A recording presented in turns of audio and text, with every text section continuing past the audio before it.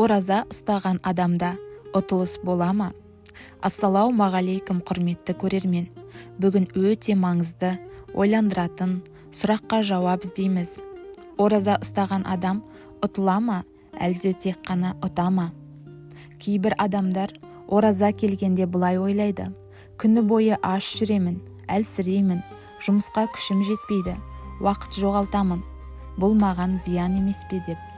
Бірақ шын мәнінде ораза ешқашан ұтылыс емес, керісінше бұл өмірдегі ең үлкен ұтыстардың бірі.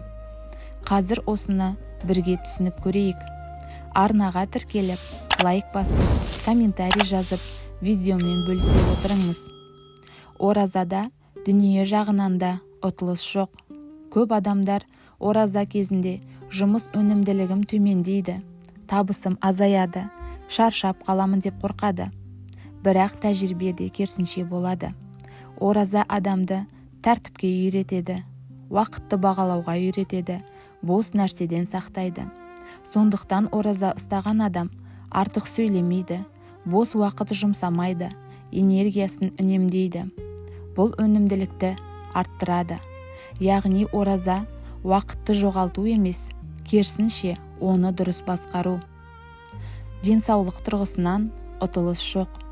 Кейбір адамдар аш жүру денсаулыққа зиян деп ойлайды, ал шын мәнінде ораза ағзаға үлкен демалыс. Ораза кезінде асқазан тынығады, ағза тазарады, иммунитет күшейеді, артық токсиндер шығады. Сондықтан көптеген дәрігерлер де аштық ағзаның табиғи емделу тәсілі дейді.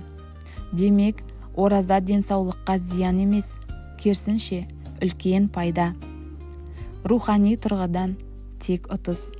Ең үлкен ұтыс рухани пайда. Ораза адамды сабырлы етеді, жұмсақ етеді, ашуға берілмейтін етеді, жүректі тазартады.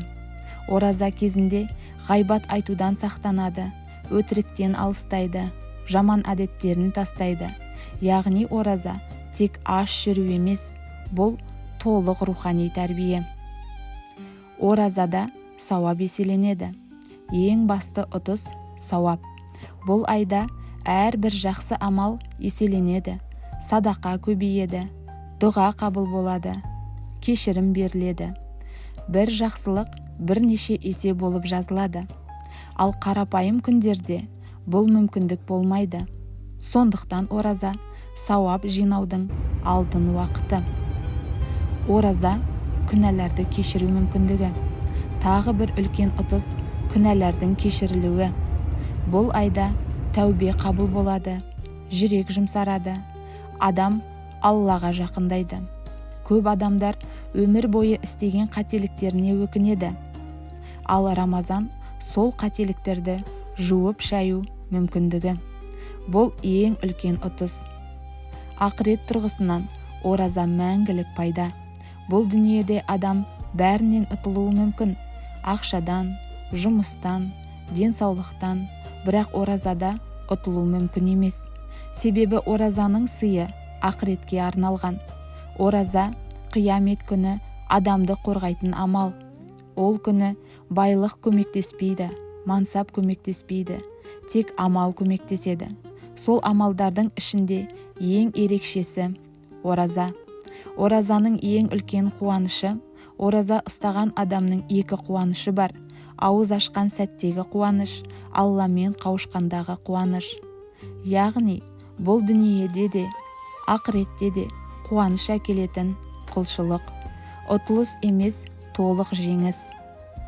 Қорытынды. Сонымен ораза ұстаған адам ұтыла ма? Жоқ. Ораза ұстаған адам уақыт жағынан ұтады, денсаулық жағынан ұтады, рухани жағынан ұтады, сауап жағынан ұтады, ақырет жағынан ұтады. Ораза жоғалту емес, бұл жүректің жеңісі. Егер бұл видео сізге пайдалы болса, лайк басып, пікір қалдырып, арнаға тіркеліп, видеоның таралуына үлес қосуды ұмытпаңыз. Алла баршамызға оразаны дұрыс ұстап, оның шексіз сауабына жетуді нәсіп етсін. Әумин.